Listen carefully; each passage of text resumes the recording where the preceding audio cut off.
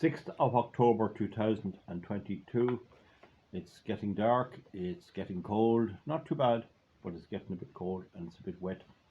And as I drive along, I see cattle getting huddled behind ditches and looking for feed and all that. I'll soon need a woolly cap. I didn't just don it yet, but I very soon will.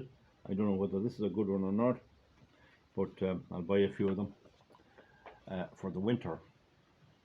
Now, I'm making videos there about assessing what is going on, what is happening, and what's taking place.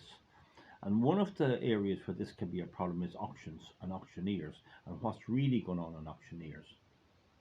And you can sometimes get a case where somebody wants to buy a house or something, and they go into the auctioneer and they give him 3,000 for himself if he can keep you out of the deal. Now, that doesn't happen too often, but I wouldn't trust many people like that.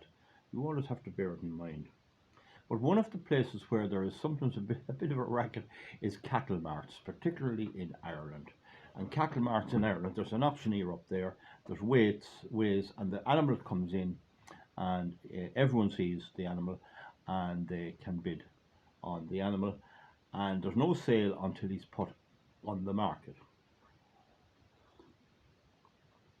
And when the buyer reaches what he's reasonably satisfied with, he tells the auctioneer to put the animal on the market. And once they're on the market, they're going to be sold. They're there to be sold. There's no coming back. And so the bidding will go on the market, people making extra bids, and finally it'll whittle out and the auctioneer will strike the animal down to whoever was the last highest bidder. It's a bit considered bad form to put the last bid on if you weren't in the process up to now, but it's now gone internet a certain amount, and that is kind of killing that as well. But anyway, if you put the bid on, the auctioneer will take your bid. If he didn't take a bid, he wouldn't be representing the seller.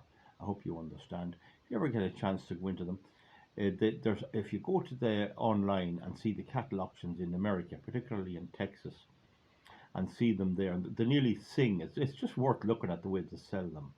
In America, cattle, especially store cattle, are sold by the pound, particularly store male bullocks or steers.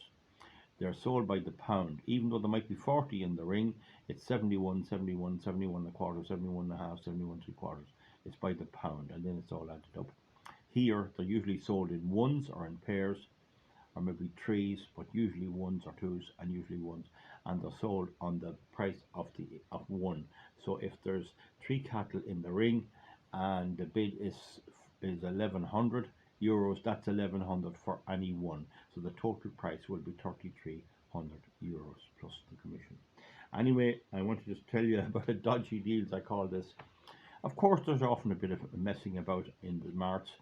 And long ago in the fairs of Ireland, jobbers would meet people coming at the end of the road, away out the road. And sometimes they'd know the value, they'd try to buy these cattle cheap. And many an unfortunate widow, another person, was ripped off by them, because it's very hard to know what the value of your stock was. It'll be harder now with inflation. But anyway, I started buying when my father was injured in employment, and he was off for a good while, and I bought a calf in Kingsford. And the lad that was selling them, a well-known man, a decent man enough to, had a lorry outside the mart, and he wanted to sell me one that I knew mightn't be too well received, because both my father and mother knew good cattle and cattle that would suck. So this cow had 1 calf, but she was capable of feeding 2, and we had the time and effort, not now I must say, to feed the 2 and mind them and put them on the cow and gradually introduce them. But I needed a good vigorous calf, and this lad was a bit dull looking. But while we were looking at him, did another black calf jump across the barrier of the lorry and ran down the street, and they got him back. And the price of the original calf was £10, and I bid your man £10 for the other calf, and he wouldn't take it. He said that calf is worth 11, maybe 12. I didn't intend to sell them to you. So there's the €10, £10 that time I got out of my father. My first calf, are you going to give them to me or are you not? And the people around said, look, the Gosson is an Irish name for a boy. Give the Gosson the calf. And I kept at him till he gave me the calf. And I said, I want the price of an ice cream as well. And the guy, he gave me, I think it was 6 months for luck. And I bought several calves of him after. But he was a decent man. But anyway, that was all right. Later then in life, much later, I was into my 20s. I'd buy an odd animal in the mart and that. But I began to notice that when I was bidding, I took an interest in certain animals, and I knew a good one. I knew what I wanted. They weren't top class ones. I wanted good cattle. I knew how they should look and how they could perform. And over the years, having bought hundreds, if not thousands of them, I only ever lost one that I bought through ill health. Only one. I bought three in a lot, and one of them died. And I think he was sick before I bought him. That only happened once in a lifetime. But anyway, there was this fellow. I'm going to name him as Mickey. That wasn't his name, and he was a little fella, and he was an average kind of a fella, and he was from the not immediate locality of my area, but near enough. And he had a way of bringing them, and he was a cattle dealer, and he was buying and selling cattle. But in this particular case, he bought one poorish animal, a big belly on him, healthy enough, but not a one that had put on much weight or that had do well. He was one you'd pay about 60% of the price of a good one, and he'd keep a few shillings together. But your man had him anyway, and he brought him into the mart. And I was beginning to say, I'm going to test this system. So I wanted maybe 4 cattle. I usually never buy any more than 4 at any mart. I'm just having a drink here. And I decided this day I'd buy 3 or 4, and I'd start bidding to see what happened. And when I go to bid, I noticed the cattle were getting more expensive. The owners were bidding on their own cattle. I actually saw the owner of a good bullock bidding on his own animal. Now, it's not strictly speaking illegal under contract law, but if they're the last bid on the market, it should be struck down to them. And most marts will insist that if they buy them, that the animal is taken by them again and they pay the commission. So if you get your own animal by bidding on your own animal, you end up paying the commission. I don't know, it could be 3%. Don't ask me, I'm not sure, but it's enough anyway. It's a little bit of money anyway. And there's different wee things added to it and charges. It's not too much, but anyway, the seller pays some, the buyer pays a little. But the point about it is that this poor animal came in, and I knew your man was a bit of a playboy. And the minute the calf came in, the calf now was worth, I'd say he was about a year and a quarter. I'd say he was worth at that time €300, maybe not even that, and that'd be pounds, sir. Today he'd be worth at least 60. He mightn't be. We'll say he was worth 600, or sorry, 300. I don't fully remember, but we'll say he was worth 300. In my view, I was happy enough to get him at that. I didn't want this type of one because he wasn't my style, but he wouldn't do any harm, and I reckoned he'd live anyway. He'd make something. But I decided the minute he came in to start bidding, someone opened him up at 150, and I went 60, 70, 80, 90, and I was vigorously bidding on the animal. I was vigorously bidding on him. And of course, the rest of them pulled out at about 230, maybe 240, maybe 250, and there was an odd straggle. But when he came to about 270, the owner saw me going mad for the bullock, obviously thinking I was mad for the bullock, and he started bidding on his own animal. And he drove him up to 300, and I went 310 euros, and he went 320. And when he went 320, I turned off the seat. I was opposite the auctioneer, and I walked out on the street. I walked out of the mart and out on the street and stood on the street. And what happened was nobody else wanted the animal. He was too dear. And your man had bought his own animal and was caught for the expenses, and he had paid at least maybe 10-15 pounds too much.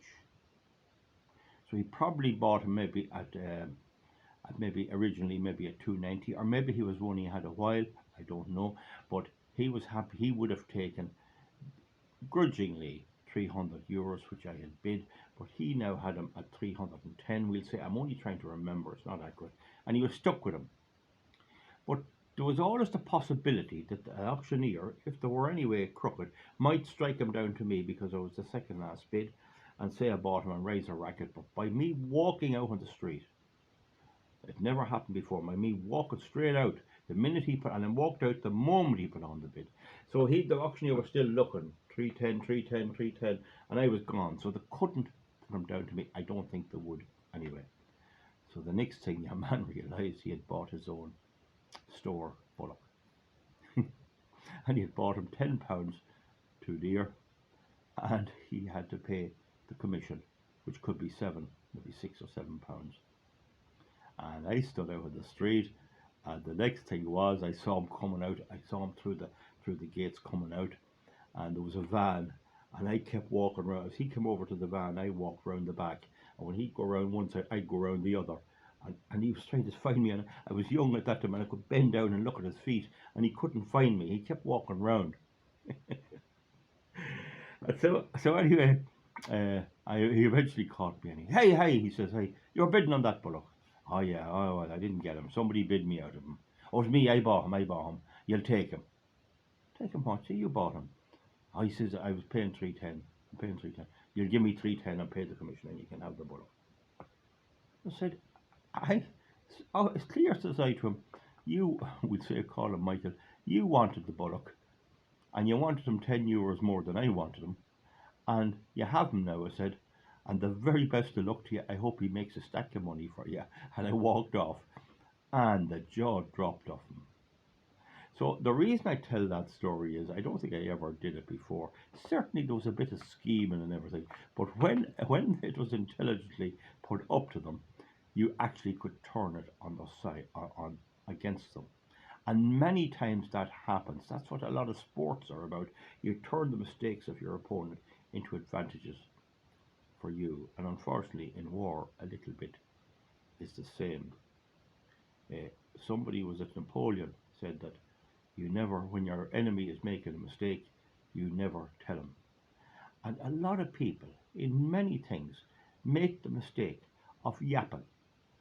They know something important, they hear something, or they learn something through being involved in something, and they get a few drinks and they yap it all out, and the whole country knows it. Sometimes you have to tell people things, but it's not always the way. And a good defense for that is you tell them lies. What did you pay for such a thing? Tell them a lie. And they don't know what to make of it. Most people probably realize it, but you can use misinformation too. So there's a bit of that. It's in many things in life. It's in politics, it's in many other things, and I won't go into it here. We have enough videos. And I don't think I ever got caught. Maybe I did at some other stage. Maybe I could tell a different story. But on that particular occasion, that's how I handled what was an attempt to pull money out of my pocket by artificially bidding on their own stock or getting friends to bid so that I'd have to go higher when I took an interest. They knew the other farmers there were wise to this. They were senior people, often in their 40s and their 50s and their 60s. This was played out. But when a new chap came in that was a greenhorn, they immediately set the process in motion to let him buy 4 cattle and make €40 at least, or €10 a piece profit by taking too much of the young fella. Folks, that's the story. It's a true story. Give me a thumbs up or a thumbs down, and we'll see you back for something else soon. Thank you.